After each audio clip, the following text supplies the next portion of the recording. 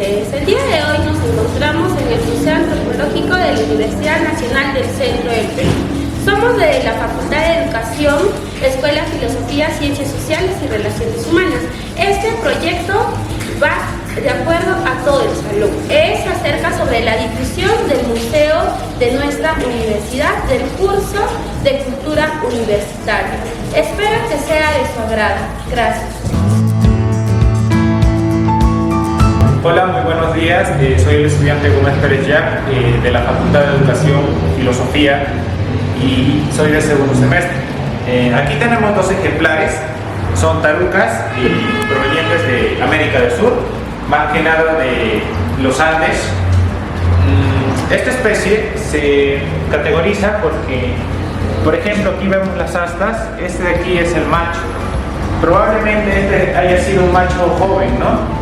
Esta especie, el venado andino, se encuentra en un estado vulnerable, por lo tanto requiere del máximo cuidado posible, ¿no? También hay que señalar su alimentación. Esta especie se alimenta de arbustos, más que nada humedales, ¿no? La taruca, también conocida como venado andino, basa su dieta de alimentación en arbustos y plantas herbáceas que encuentra en los escarpados andinos. También otra cosa importante que mencionar de estos animales es que son rumiantes, ¿no? Y que son diurnos. Eso sería en base a la alimentación.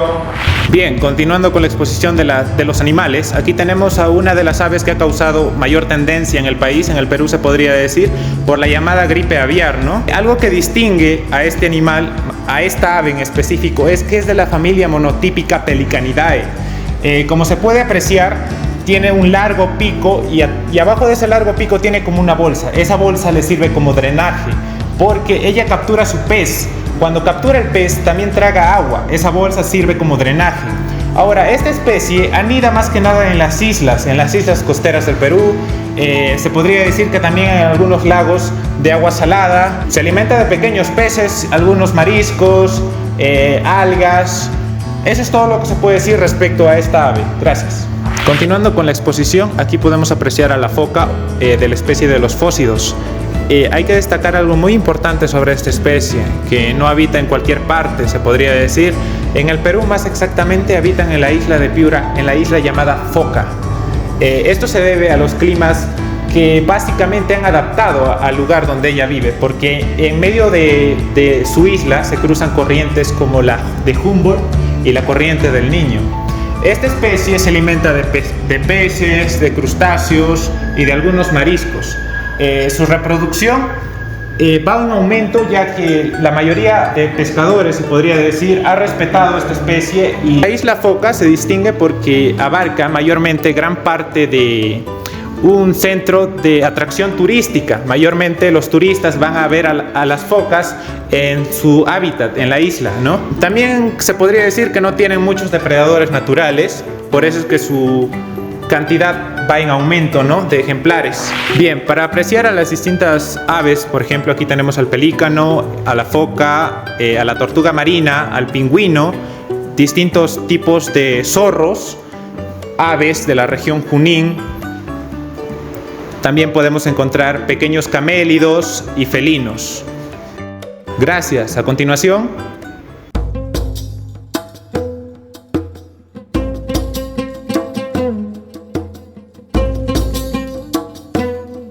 mi nombre es Geraldina Yerena Martínez. En esta oportunidad presentaremos sobre la cultura mochica.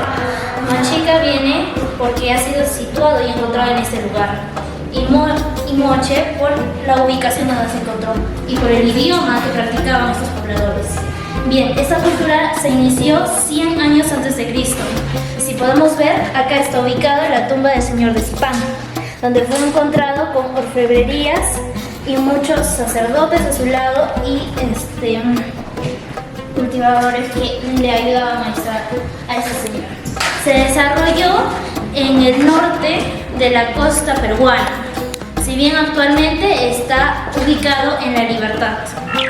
Bien, podemos ver una de las cerámicas eróticas que era acostumbrado a referirse a lo sexual y a la reproducción en esta cultura.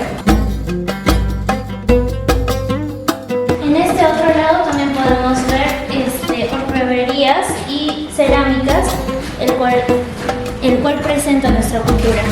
Los Sausas fueron un grupo étnico que tuvo poder en el Valle del Mantaro, la que conocemos como Jauja actualmente. Es conocida también como una cultura floreciente. Y aquí podemos ver tres de las fases que tuvieron. Los Uchupas, que fue de los años 50 a los 300 después de Cristo, el Usupuquio de los 300 a los 500 después de Cristo y los Calpish, que va desde los 500 a los 600 años después de Cristo. Ahora tenemos las cerámicas pertenecientes. Aquí la cultura Sausa tuvo influencia de Tiahuanaco, Nazca, Mochica y Sausas. Acá podemos ver las cerámicas de una de las fases que tenemos.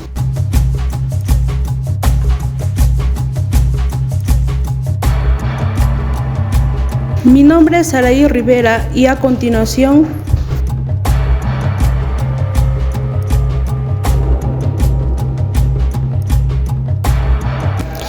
Bueno, les presento lo que es el sector de cultura, iniciando por el horizonte temprano, que es la cultura chavín.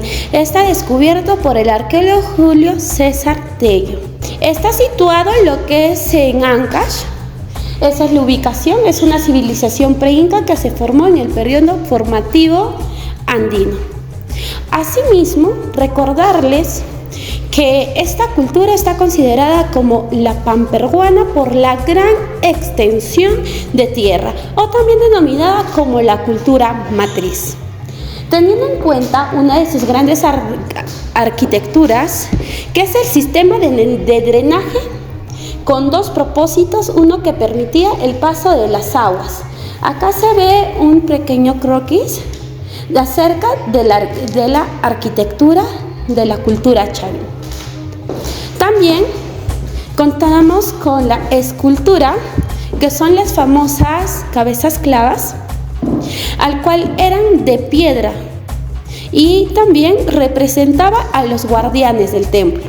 Recordemos que esto era dominado por los sacerdotes, al cuales, para que permitan el ingreso a su templo o a su majestuoso templo, como ellos lo denominaban, tenían que tomarse un cactus San Pedro, que era un alucinógeno que hacía que los ingresantes al templo podrían alucinar un poco y decían que sí había demonios y que daba miedo el templo. Entre ellos causaba un tiempo, era un alucinógeno, en fin, que causaba temor dentro de ellos. Y ellos decían que esta cultura y que ese templo como daba miedo, era algo tan tenebroso que lo guardaban respetos. Aquí encontramos las puntas de proyectiles, las cabezas clavas, más cabezas clavas, y uno de ellos que es el anzón monolítico. El anzón monolítico. También encontramos el chamín de Taura, que esta botella de chamín tiene de 7.5 centímetros de alto. Esta cultura llegó a su fin ya que por el fenómeno del Niño. Surgió que hubo un desastre natural en ese tiempo que cubrió prácticamente toda la zona, y como decían que sus dioses iban a salvarlo, perdieron la creencia en ello. Y en fin, gracias al fenómeno del Niño, finalizó el periodo de esta cultura. Gracias.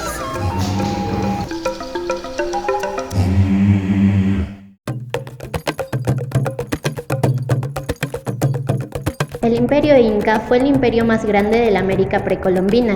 El Inca surgió a inicios del siglo XIII en el altiplano del Perú y sus últimos días sucedieron en el año 1572, que fueron los últimos días de la resistencia contra la conquista española. El centro de la cultura inca fue la ciudad del Cusco, desde donde los incas gobernaban los 40.000 kilómetros de caminos y los cientos de pueblos que ellos habían conquistado. Aquí podemos ver un mapa del Tahuantinsuyo.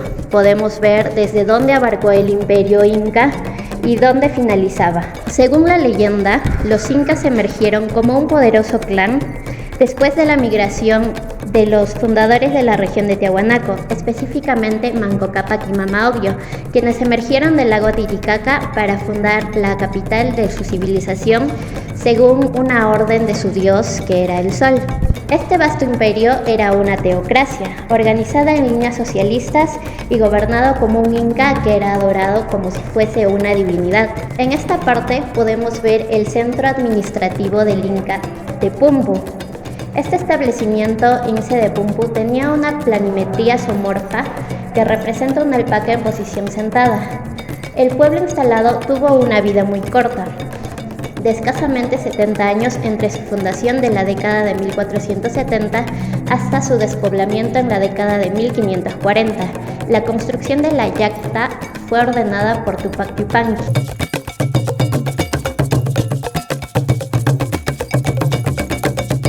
Aquí podemos ver la ciudadela de Machu Picchu, que está ubicada en la ciudad del Cusco, que como ya lo mencioné, la ciudad del Cusco fue el centro de toda la civilización del Imperio Inca. Esta ciudadela actualmente es considerada como una de las 7 maravillas del mundo, ya que es una construcción muy imponente y que hasta el momento no le encuentran explicación a cómo esta cultura pudo haber construido una ciudadela tan grande e impresionante. Mi nombre es Solange Perales de Laurier, muchas gracias. Bueno, en estos momentos nos encontramos en el intermedio tardío, que es la cultura huanca, nuestra cultura, raza indomable. Bueno, la ubicación de los huancas no solo ocuparon el grande y amplio valle del Mantaro y Yanamarca, sino también los territorios actuales de la provincia de Huancayo, Chupaca, Concepción, Jauja, Tarma, Yauli y Junín. Sus arquitecturas eran en formas circulares, como observamos, entre 5 metros, 1 metro, 2 metros, 3 metros de separación entre ellos.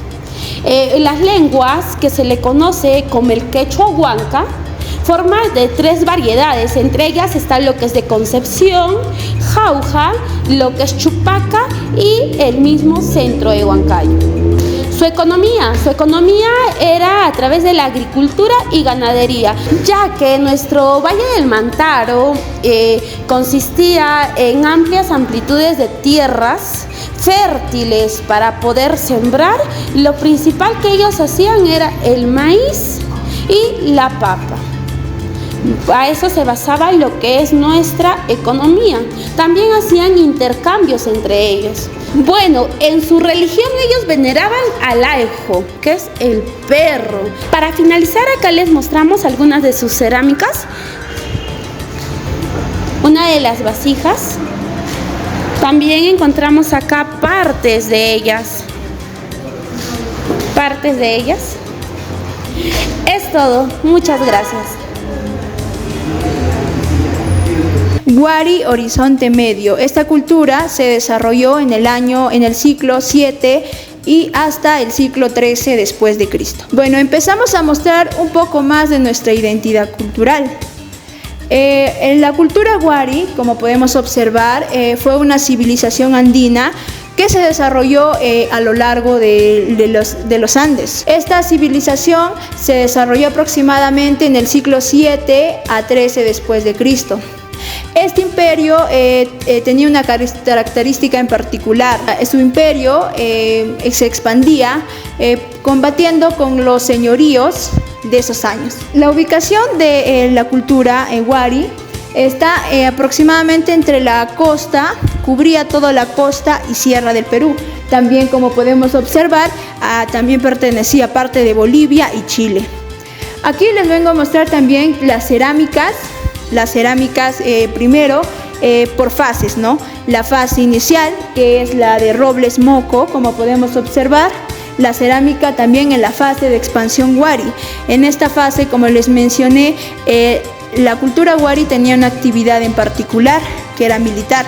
Es decir, que trataba de expandir sus territorios con los señoríos de esos tiempos. En la fase de expansión Huari encontramos la concha pata. En la fase costeña de Pachacamac encontramos Huari costeño. En la fase de expansión Huari encontramos Chaquipampa. Y en la fase final preandinas, las cerámicas que vengo a presentar hoy tenían unas características en particulares que se centraban en el arte de pumas, de cabezas de cóndores, de seres mitológicos. También en el arte encontramos lo que es la textilería, encontramos también oficios artesanales. Y también el origen de esta cultura. Esta cultura se desarrolló gracias a que venía de la construcción de distintas culturas, como es la cultura local huarca, la cultura local nazca, la cultura tiahuanaco.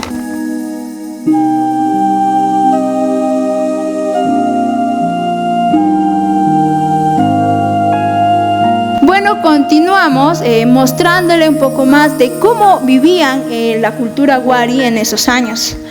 Como podemos observar, ellos se dedicaban a la actividad ganadera. Como podemos observar, hay animalitos. También su arquitectura, las casas eran de un material rústico. También los desechos de los animales eran utilizados para poder encender el fuego de sus casas, para poder cocinar sus alimentos. Y como pueden observar, ahí se ve cómo vivían en esos años la cultura Huari. Bueno, pasamos y continuamos mostrándole la artesanía de la cultura Huari.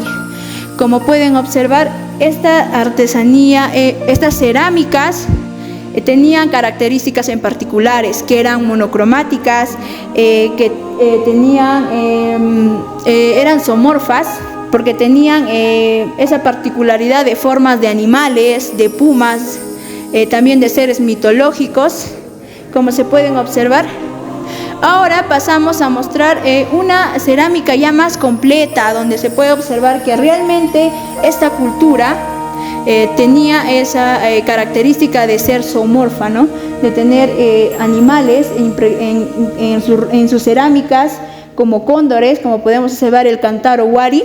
Y eso es todo, muchas gracias. Como muy bien sabemos, el museo es un lugar de conservación para todo lo que son restos fósiles que encontramos de diversos tamaños, ¿no? Además de eso, podemos encontrar también lo que son cerámicas que pertenecen a las culturas antiguas que se encontraban dentro del territorio de Junín, y también algunos minerales preciosos que, por cierto, ya existían en esa época, fueron descubiertos en esa época. Y por consiguiente tenemos lo que son cántaros de una proporción grande, porque ahí se preparaban bebidas de lo que son nativas de lo que es la región Junín. Aquí lo que encontramos son las vestimentas del huaylas, que son hay dos tipos. Primeramente, el huaylas antiguo, que hacían referencia a la danza que bailaban al terminar sus cultivos.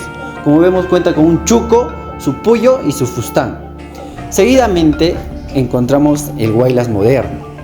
Esto ya no tiene nada relacionado con las siembras, con los cultivos, ya nada. Simplemente se usaba para los carnavales. Mira, aquí encontramos algunas cosas que se usaba para cazar y para llevar sus cosas, como son las hondas, morrales y los quipos. También encontramos cosas como el chocche, el puchca, utensilios textiles y el cayo. Por otro lado, también tenemos aquí algunos instrumentos musicales, que está la flauta traversa, la mandolina, la zampoña, la quena y el charango. También tenemos una variedad de monedas ya que han sido recolectadas. Tenemos también acá las fotos que son representativas, porque vemos que es de la antigüedad. También de este lado tenemos más, tenemos la icónica imágenes o las icónicas figuritas del chuto. También tenemos la carnaval jaujino, la máscara del chuto y el chuto argentino. Siempre hay una clara diferencia. También tenemos las máscaras de los chapis. Y por este lado tenemos mucho más, las cerámicas, la artesanía, el famoso batán que está acá abajo. Tenemos una variedad muy, pero muy buena de todo esto. Y terminando tenemos aquí en disfraz de la guaconada, siempre representando por una máscara con una nariz grande y su látigo. Muchas gracias, eso sería todo. Para finalizar el video, le hacemos una invitación aquí al hermoso Centro Arqueológico de la UNSP para que conozcan un poco más de la identidad cultural de nosotros los peruanos. ¿Por qué? Porque somos del centro, somos del Perú.